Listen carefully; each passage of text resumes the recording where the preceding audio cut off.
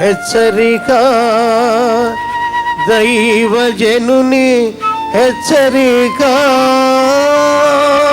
వెలుగు మీద తిరగబడి వారు కలరు, వీరి దాని మార్గములను గుర్తుపట్టరు, దాని త్రోవలలో నిలువరు. ఇంకా గట్టిగా వస్తే నిన్ను ఈ సంగతి నీకు బయట పెట్టినప్పుడు తిరగబడతారు. చూడండి, నువ్వు చేసే తప్పు అంటే ఎంతమంది ఒప్పుకుంటారండి? తిరగబడతారు. నీ చీకట్లో ఉన్న సంగతిని బయటికి తీసుకొస్తే నీకు ఎంత కోపం వస్తుందో, ఎంత రోషం వస్తుందో. యేసుప్రభు దగ్గరికి ఎందుకు రారు మనుషులు?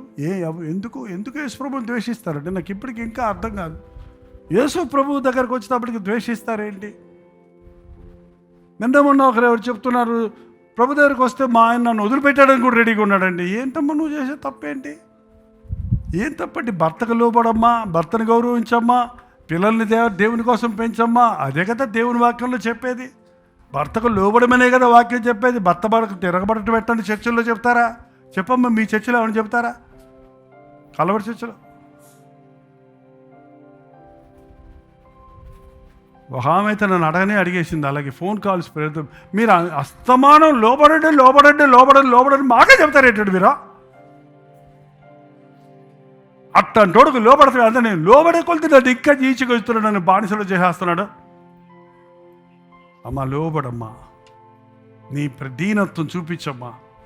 ఆమె ఒక సంవత్సరం అయిన తర్వాత చెప్పింది, అయ్యా మీరు చెప్పిందే కరెక్ట్ అండి, నేను లోబడిన తర్వాతనే ఆయన మారాడు, నేను తిరగబడినంత సేపు ఆయన బరిదెగించేశాడు, ఇంక ఇష్టం వచ్చినట్టు ప్రవర్తించామా. నాదే తప్పులే అంటే ఏం పోయింది? నాదే తప్పండి, మీరే రైట్ అంట మొదలుపెట్టా. 4 రోజులు 5 రోజులు గొడవ పెట్టుకున్నాడు. ఆ రోజు నుంచి నేను ఏం చెప్పినా నాదే రైట్ అంటావులే,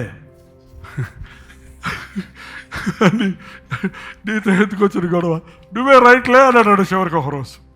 ఏంటండి? వెలుగు మీద తిరగబడద్దు. నీ తప్పులు ఎత్తి చూపించేవారు వెలుగు నీ మీద చెబుతున్నారు. యేసుప్రభు దగ్గరికి వచ్చినోడికి వెలుగండి. ప్రభు దగ్గరికి వచ్చినోడు హృదయం మన రహస్య పాపాలని ముఖకాంతిలో కనబడుతున్నాయి. వెలుగు లోకంలోనికి వచ్చాను కానీ మనుషులు దుష్కార్యములు చేయుచున్న ఆయన ఎంతకో రారు. తమ దుష్కార్యములుగా కనపడకుండానట్లు ఆయన దగ్గరికి రారు. నిజమైన వెలుగు మన ప్రభు అయిన యేసుక్రీస్తు. ఈ లోకంలో వెలుగు చీకటి ఉందేమో కానీ ప్రభు మన కొరకు సిద్ధపరిచిన పరలోక రాజ్యంలో ఏం లేదో మీకు తెలుసా? చీకటే. అప్పుడు నీకు పర్సనల్ రూమ్ ఉండదు అక్కడ, అప్పుడు నీకు సీక్రెట్ సెల్స్ ఉండవు. అప్పుడు కాబట్టి ఇప్పుడే సిద్ధపడమంటుంది. నువ్వు అక్కడికి వెళ్ళి, ప్రభా నా పర్సనల్ రూమ్ ఎక్కడుంది? పోనీ టాయిలెట్లోకి వెళ్ళి తలిపేసుకుంటాను, ఎక్కడుంది చెప్పు ప్రభా? టాయిలెట్స్ ఉండవు. ఎందుకంటే తిండి లేనివాడికి టాయిలెట్ ఎందుకో? ఏంటండి, అక్కడ ఆకలి లేదు, దప్పిక లేదు, కాబట్టి టాయిలెట్స్ అవసరం లేదు. కిచెన్ అక్కడ లేదు, కిచెన్లోకి వెళ్ళి చూసుకుందామంటే అక్కడ కుదరదు. బాత్రూమ్కి వెళ్ళి స్నానం చేయక్కర్లా, నువ్వు బాత్రూమ్కి వెళ్ళాల్సిన అవసరం ఎక్కడ లేదు. మీరు అప్పుడు దేవదూతల వలె ఉందరు అంటే మనం పరిశుద్ధులుగా ఉంటాం. మనకి అసలు ఎవరు ఇశ్రాయేలు జనాంగమే 40 సంవత్సరాలు వాళ్ళ బట్టలు ఉతుక్కోలేదంటండి. వారం రోజులు ఉతుక్కోకపోతే మీ బట్టలు ఏ వాసన వస్తాయో చూసుకోండి బా.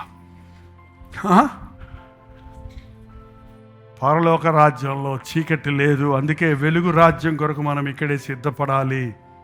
అందుకనే హృదయంలో కన్నీటితో ప్రార్థిస్తారు, పశ్చాత్తాపంతో ప్రార్థిస్తారు. ప్రార్థించేవారు, పశ్చాత్తాపడేవారు. అది పరిశుద్ధాత్ముడి కార్యం జరిగినప్పుడు, పరిశుద్ధాత్ముడు మీ మీదకి వచ్చినప్పుడు ఆయన పాపముల గురించి, నీతిని గురించి, తీర్పుని గురించి మిమ్మల్ని ఒప్పింపజేస్తాడు. ఆయన వెలుగులో మన ప్రతి రహస్య పాపం కనపడుతుంది. అది ఒప్పుకుంటమే, ఏం చెప్పలేదు. దానికి ఏం పెనాల్టీ కొట్టమంటం లేదు దేవుడు. దానికేమి ప్రాయశ్చిత్తం చేయమంటం లేదు. ఎడ్లు గొడ్లు తెచ్చి బలులు ఇమ్మంటం లేదు. ఆల్రెడీ ఆయన సిలువలో మన కొరకు యాగం చేశాడు. కాబట్టి నీ ఈ పాపములన్నిటి కొరకు ఆయన సిలువలో మరణించాడని నీవు విశ్వసించి నీవు ఒప్పుకున్న రోజు నీ పాపములు క్షమించబడినవి, సమాధానంతో నీవు వెళ్ళు అని ఆ రోజే కాదు ఈ రోజు చెప్తున్నాడు.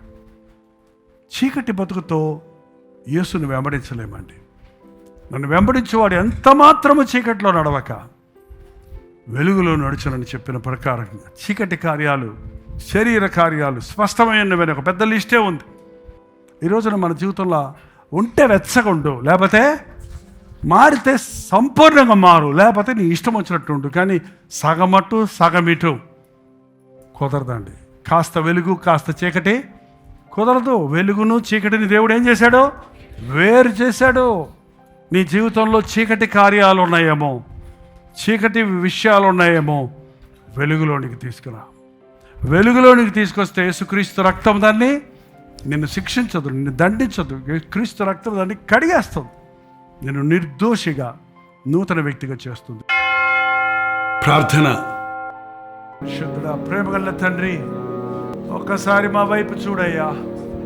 చీకటిలో ఉన్న వారిని వెలిగించాలనే ఆశ నీ వెలుగులో నడిచే మాకు దయచేయి నాయన. ఇంకా శరీర కార్యాలతో బతికేవారిగా కాక, చీకటి కార్యాలకు చోటిచ్చేవారిగా కాక, దుష్కార్యములు చేయు ప్రతివాడు వెలుగు వద్దకు రాడు అన్న మాట ప్రకారం బతక్క, పాపములు ఒప్పుకొని నీ రక్తములో కడగబడి నీతో వెలుగులో బతికే జీవితాలు మాకు దయచేయ్యా. రాత్రి లేని చీకటి లేని ఆ పరలోక వెలుగు దేశమైన పరలోక రాజ్యములో నిరంతరం ఉండే భాగ్యం మాకు దయచేయ్యా. సౌలు యొక్క కనుల నుండి పొరలు రాలినట్లు మా కనులను కమ్మిన పొరల నుండి మమ్మల్ని విడిపించి స్పష్టముగా ఏది దేవుని చిత్తమో, ఏది కాదో, ఏది సాతాను సంబంధమైందో, ఏది దేవుని సంబంధమైందో, ఏది శాశ్వతమైందో, ఏది అశాశ్వతమైందో తెలుసుకోగలిగినట్లుగా మా కను దృష్టిని సరిచేయి నాయన. ఈ అంచె దినాల్లో నిజ క్రైస్తవులుగా మమ్మల్ని చేయ్యా. నీ వచ్చినప్పుడు ఎత్తబడి నీ రాజ్య వారసులవుటకు సహాయం ఇచ్చేయి. ఇంకా ఎందరో చీకటిలో ఉన్నవారు ఉన్నారే, చీకటిలో ఉన్నవారు గొప్ప వెలుగును చూచి దాని ప్రవచనము నెరవేరినట్లు నీ వాక్యము వెల్లడెగుటతోడనే వెలుగు కలుగునన్నావు కనుక చీకటి ప్రజలకు వెలుగును ప్రకాశింపజేయునట్లుగా నీ వాక్యపు వెలుగును వారికి ప్రకటించుటకు సహాయం చేయి. ఈరోజు పరిపూర్ణంగా మమ్మల్ని శుద్ధీకరించి నీకు ఇష్టలుగా చేసుకుని క్రీస్తు నామములో అడుగుచున్నాను తండ్రి, ఆమేన్.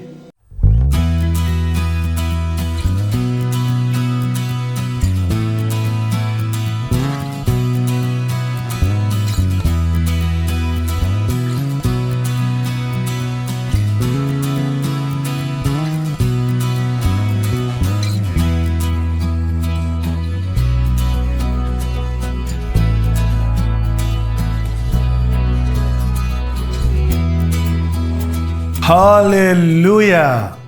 బెంగళూరు పరిసర ప్రాంతాల్లో ఉన్న వారికి శుభవార్త.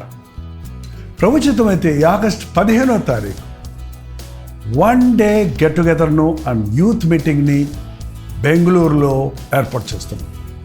మధ్యాహ్నం 2 గంటల నుంచి 6 గంటల వరకు యవ్వనస్తుల కొరకు ప్రత్యేకమైన యూత్ సెషన్ ఉంటుంది. యవ్వనస్తులందరూ తప్పక రండి, పెద్దవాళ్ళు కూడా రావచ్చు. ఇది మీకు ఎంతో ఉజ్జీవకరంగా, ఆశీర్వాదకరంగా ఉంటుంది. మీ సమస్యలు తీర్చుకోవడానికి, మీరు ఆధ్యాత్మికంగా ప్రభువుకు సాక్షులుగా జీవించినట్లు దేవుని సన్నిధిలో ఆయన బలమును పుంజుకోవడానికి మీకెంతో ఉపయోగకరంగా ఉంటుంది. యవ్వన బిడ్డలారా, తప్పకుండా రండి, ఆధ్యాత్మిక బలాన్ని పుంజుకోరండి. 6 గంటల నుంచి 10 గంటల వరకు 2వ సెషన్ ఉంటుంది. ఈ 2 సెషన్స్లో మీరందరూ పాల్గొని దైవాశీర్వాదాలు పొందాలని, మిమ్మల్ని ముఖాముఖిగా చూసి మీకోసం వ్యక్తిగతంగా ప్రార్థించాలని ఆశపడుతున్నాను. 2వ సెషన్ అయిన తర్వాత వ్యక్తిగతంగా ప్రార్థించడానికి సమయం చాలటం లేదు కనుక మొదటి సెషన్ అయిన వెంటనే వ్యక్తిగతంగా మీ కొరకు ప్రార్థన చేయడానికి నేను సిద్ధంగా ఉంటాను. మీరు సమయానికి వచ్చినట్లయితే ఖచ్చితంగా మీ కొరకు ప్రత్యేకంగా ప్రార్థన చేయడానికి నేను అందుబాటులో ఉంటాను. చూడడం గమనించండి. Hudson community centre, CSI compound, opposite to Mitralaya girls high school, near corporation circle, Bengaluru. ఇంకా విషయమై మీకు వివరాలు కావాలంటే 9884707779 లేక 9884807779 అనే నంబర్లకు మీరు కాల్ చేయండి, లేకపోతే వాట్సాప్ మెసేజ్ పెట్టండి.